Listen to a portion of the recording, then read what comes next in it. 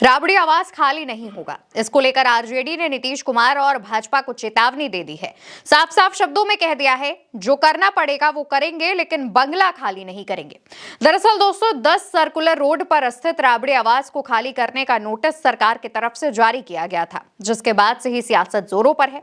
कहा जा रहा है कि जब पिछले 20 सालों में लालू परिवार से सरकारी आवास खाली नहीं कराया गया, तो अब ऐसी क्या जरूरत पड़ गई। इसको लेकर आरजेडी के प्रदेश अध्यक्ष मंगनी लाल मंडल ने जो आरोप लगाए हैं, जो खुलासा किया है, आपको वो सुनना चाहिए। चीफ मिनिस्टर जो भी किया है, तो नरेंद्र मोदी या भारतीय जनता पार्टी का विश्वास हासिल करने के लिए, क्योंकि पुलिस डिपार्टमेंट, गृह विभाग ले लिया बीजेपी ने, तो ले लिया है तो कहीं चूक समझते हैं कि कहीं हमसे चूक हुई है, तो मोदी जी का और भारतीय जनता पार्टी का और आरएसएस का विश्वास हम कैसे जीतेंगे। इसलिए लालू जी या लालू जी के परिवार को, राबड़ी जी के परिवार को अपमानित करें। दोस्तों, मंगनी लाल मंडल कहते हैं कि 20 सालों से आप सत्ता में हैं, तब आपने ये कदम क्यों नहीं उठाया?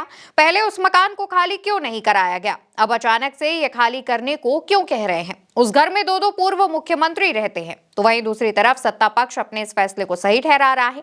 लेकिन आरजेडी का कहना है कि नीतीश कुमार ये सब मोदी को खुश करने के लिए कर रहे हैं। लोग तो ये भी कह रहे हैं कि नीतीश भाजपा के दबाव में फैसले ले रहे हैं। बताते चले कि भवन निर्माण विभाग, जिसकी तरफ से ये नोटिस जारी किया गया है राबड़ी आवास को खाली करने का, वो विभाग जेडीयू के मंत्री के अंतर्गत आता है। जेडीयू मंत्री विजय कुमार चौधरी इस विभाग को संभाल रहे हैं। इस विभाग की जिम्मेदारी सौंपी गई है। ऐसे में अगर जेडीयू चाहती तो ये जो नोटिस है वो जारी ना करती। लेकिन कहा जा रहा है कि जब से बिहार में चुनावों के बाद भाजपा सबसे बड़ी पार्टी बनकर उभरी है, सबसे ज्यादा सीटें लेकर आई है, सबसे ज्यादा विधायक चुने गए हैं, तब से सरकार में सिर्फ और सिर्फ भाजपा की चल रही है। कहा तो यह भी जा रहा है कि नाम के तौर पर, चेहरे के तौर पर भले ही मुख्यमंत्री की कुर्सी पर नीतीश कुमार को बिठा दिया गया हो, लेकिन असल में फैसले जो है वो गुजरात लॉबी ले रही है, यानी कि मोदी और शाह मिलकर ले रहे हैं। ये चर्चाएं जोरों पर है।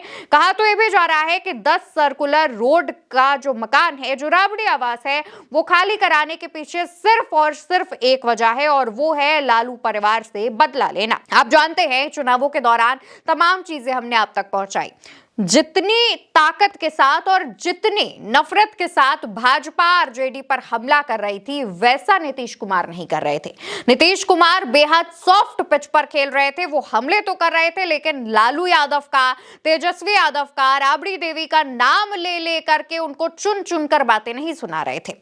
वो आरजेडी का जिक्र कर रहे थे और आरजेडी में तमाम लोगों का जिक्र कर रहे थे, नाम किसी का नहीं ले रहे थे। लेकिन भाजपा सरकार है जो पिछले करीब 25 साल पहले तमाम चीजें, तमाम जो घटनाक्रम है वो उठाकर ला रही थी, आरजेडी से सवाल पूछ रही थी। ये दर्शाता है कि भाजपा आज भी आरजेडी को लेकर इनसिक्योर है। भाजपा जानती है कि अगर आरजेडी के वादों पर आरजेडी के लोग अगर अपनी मेहनत पर उतर आए, तो उसके हाथ से बिहार की सत्ता की चाबी छिन सकती है। तेजस्वी यादव की मेहनत से भाजपा डर तक गई थी।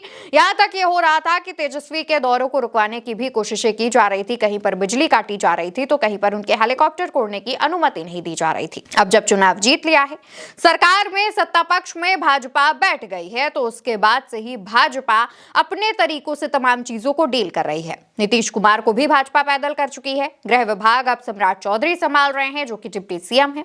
ऐसे में कहा यह जा रहा है कि चेहरे के तौर पर और सिर्फ कुर्सी पर दिखाने के लिए नीतीश कुमार को बैठाया गया है, बाकी नीतीश कुमार को हैंडल कर रही है भाजपा। यानी नीतीश कुमार अब भाजपा की कठपुतली बनकर रह गए हैं। अगर आप ये समझ रहे हैं और आप ये कहना चाह रहे हैं, तो आप गलत नहीं हैं।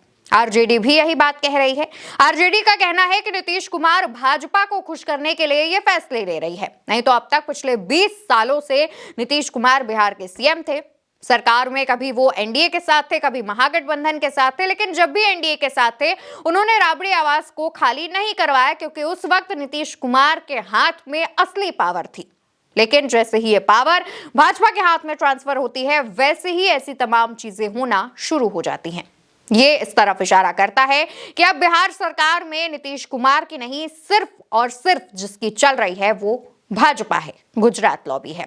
वहीं अगर हम 10 सर्कुलर रोड पर स्थित राबड़ी आवास पर बात करें तो 2005 से पहले जब लालू यादव और राबड़ी देवी सत्ता में थे तब अड़े मार्ग के सरकारी आवास में रहते थे। लेकिन जब सत्ता परिवर्तन हुआ, नीतीश कुमार मुख्यमंत्री बने तो नीतीश कुमार इस आवास में शिफ्ट हुए और उसके बाद पूर्व मुख्यमंत्री राबड़ी देवी, पूर्व मुख्यमंत्री लालू यादव को 10 सर्कुलर रोड का आवास आवंटित किया गया, जो कि सीएम आवास के पास ही स्थित है।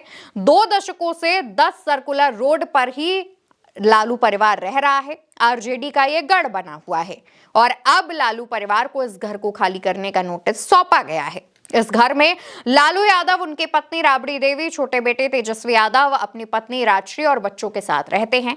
इस घर में तेज प्रताप यादव भी रहते थे, लेकिन परिवार और पार्टी से बेदखल करने के बाद तेज प्रताप यादव को सरकारी बंगला जो आवंटित किया गया था वहां पर शिफ्ट हो गए। ये वही घर है जहां पर लालू यादव ने पिछले 2 दशक बिताए हैं। ये घर उनकी अच्छी और बुरी यादों का गवाह रहा है।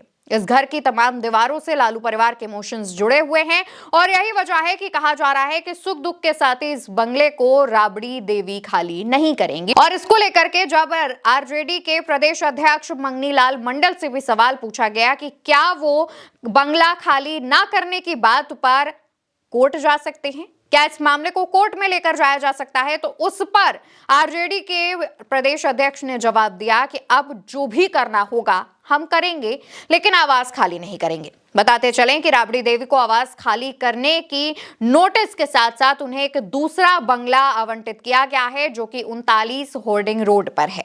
पटना में स्थित यह नया सरकारी आवास अलॉट किया गया है। इस पर भी कहा जा रहा है कि जब आपको सरकारी आवास ही अलॉट करना है तो आप यही वाला जो 10 सर्कुलर रोड पर स्थित बंगला है वो क्यों नहीं अलॉट कर रहे हैं। इसको लेकर के भी सवाल पूछे जा रहे हैं।